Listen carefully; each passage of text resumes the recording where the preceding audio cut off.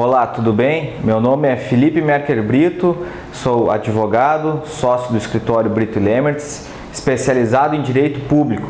O artigo 37, inciso 10 da Constituição Federal de 1988 assegurou aos servidores públicos do município, do Estado e da União a revisão geral anual da sua remuneração e também dos subsídios eventualmente recebidos, na mesma data e sem distinção de índice. Pois bem, qual o objetivo da revisão geral anual? Ela é um reajuste de vencimentos? Não. Reajuste de vencimentos é aumento, é aquele aumento que é dado para um reenquadramento da carreira. Aqui nós estamos falando especificamente de recomposição do poder aquisitivo da moeda, do salário do servidor, em razão da corrosão causada pela inflação do ano. Por isso que a Constituição Federal de 88 assegura que seja feita sempre na mesma data, estabelecendo uma obrigação então para a administração pública, na qualidade de empregadores, que promovam a revisão desse vencimento para que ele se mantenha sempre condizente com a realidade, que não haja perda salarial e aí ofensa ao princípio da irredutibilidade salarial. A Constituição Estadual estabelece o seu artigo 33, parágrafo 2º, além do que estabelece a Constituição Federal, que esse índice ele não pode ser inferior ao necessário para repor o seu poder aquisitivo. Então se verifica já de antemão que a Constituição Estadual ela dá mais direitos ainda que a própria Constituição Federal estabeleceu. E não é só. A Lei Orgânica do Município de São Leopoldo, no seu artigo 177, parágrafo 2º, reproduz esse texto da Constituição Estadual. Ou seja, não pode haver uma revisão fictícia que seja inferior àquilo que efetivamente seja devido. Dentro desse cenário, nós temos que lembrar que no Estatuto dos Servidores Municipais de São Leopoldo, há previsão específica de que esta revisão, a revisão da remuneração, do subsídio do servidor público, ela deve ocorrer sempre na data de 10 de abril.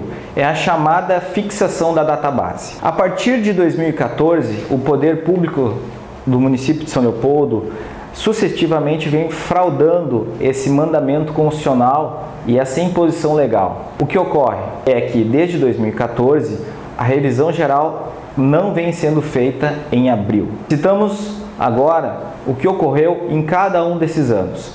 Em 2014, a revisão geral anual foi feita em junho.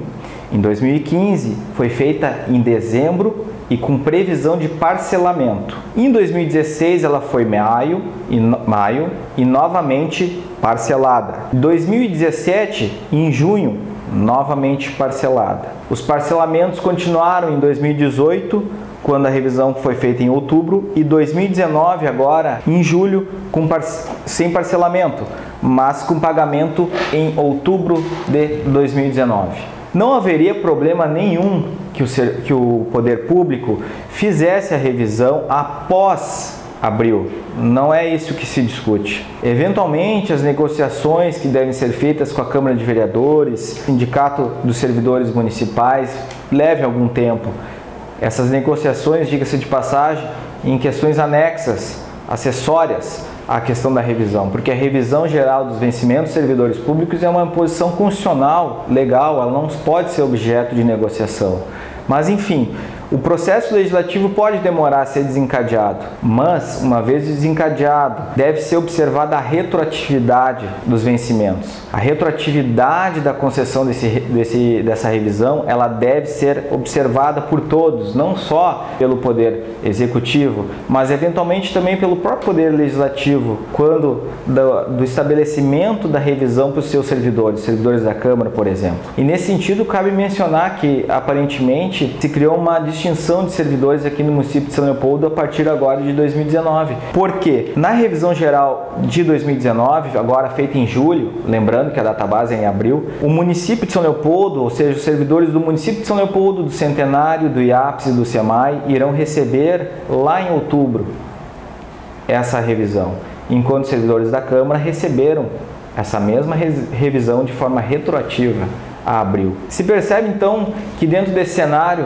o município de São Leopoldo desponta desde 2014 para o enfraquecimento do poder aquisitivo do servidor público. Não se está efetivamente cumprindo a Constituição Federal ao estabelecer que a revisão deve ser na mesma data e no mesmo índice. Não se está, então, cumprindo a Constituição Estadual e a Lei Orgânica Municipal ao estabelecer que esse índice, que essa revisão, ela deve ser suficiente para suprir a corrosão da moeda. Diante disso, o Poder Judiciário foi provocado e recentemente proferiu algumas decisões favoráveis aos servidores públicos do município de São Leopoldo, que é a tese da chamada retroatividade desde 2014. Tentando simplificar para se entender, se desde 2014 for retroativo todos os índices concedidos pelo município de São Leopoldo, nós estamos falando em 5 anos de um passivo, de um atraso que o servidor deixou de receber na ordem de 2,5 a 3 salários seus. Exemplo, se o servidor possui uma remuneração de R$3.000, ele tem aproximadamente R$9.000 atrasados. Não é difícil também imaginar que o salário de hoje, se ele está na ordem de R$3.000, ele não deveria ser R$3.000, deveria ser 3.500. Por quê? Pegando por base o salário fixado por lei e recebido em abril de 2014 e passando ano a ano a aplicar sobre ele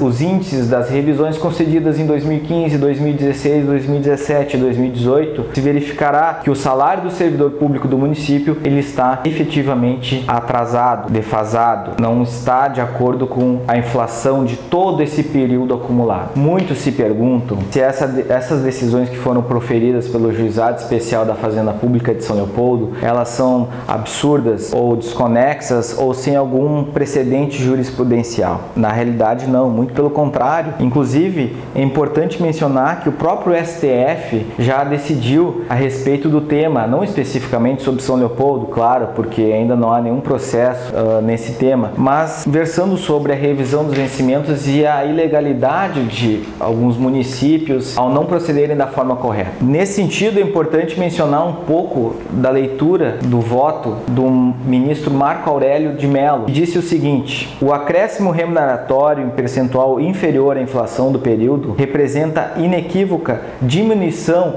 do valor da remuneração, em desacordo com a garantia constitucional. Nas esferas federal, estadual e municipal, em verdadeiro círculo vicioso, os olhos são fechados à cláusula clara e precisa do inciso 10 do artigo 37 da Carta Federal, a Constituição Federal, asseguradora da revisão geral anual da remuneração, sempre na mesma data e sem distinção de índices. A consequência é o achatamento incompatível com a própria relação jurídica mantida, decorrendo desse fenômeno a quebra da equação inicial e o enriquecimento sem causa por parte do Estado. Esse é o trecho que nós devemos nos ater e todos refletirmos sobre isso. Continua o Estado, e aqui no caso o município de São Leopoldo, contando com a valia dos serviços do servidor. E, paulatinamente, são remunerados de maneira a revelar decesso. Os servidores, ante a inércia verificada, percebem valores em razão da inflação e da ausência do afastamento dos nefastos efeitos, tal como imposto pela Constituição Federal, já não compram o que compravam anteriormente. Então, essas decisões do município de São Leopoldo, do Juizado Especial da Fazenda Pública da Comarca de São Leopoldo, que concederam